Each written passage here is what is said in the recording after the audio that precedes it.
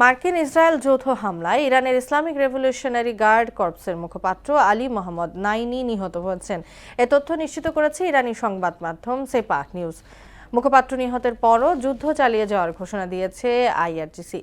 এদিকে বিশ্বজুড়ে জ্বালানি তেলের দাম সামাল দিতে ইরানের কিছু তেলের উপর থেকে রপ্তানি নিষেধাজ্ঞা প্রত্যাহারের কথা ভাবছে ট্রাম্প প্রশাসন।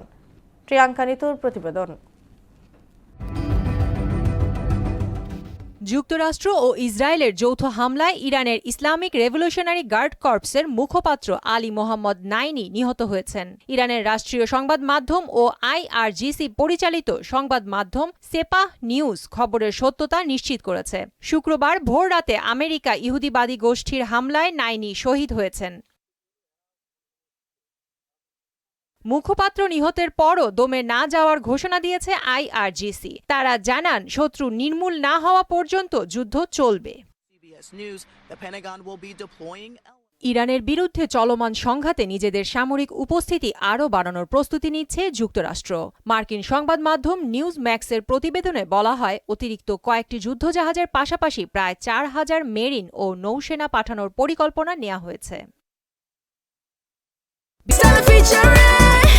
Next level, well done, side by side, free. 35 lightning যুদ্ধবিমান, ক্ষেপণাস্ত্র এবং উভচর আক্রমণ যান দিয়ে অভিযান চালাতে সক্ষম। এদিকে মধ্যপ্রাচ্য যুদ্ধের কারণে বিশ্বজুড়ে জ্বালানি তেলের দাম বেড়েই চলছে। পরিস্থিতি সামলাতে ইরানের কিছু তেলের ওপর থেকে রপ্তানি নিষেধাজ্ঞা তুলে নেয়ার কথা ভাবছে যুক্তরাষ্ট্র।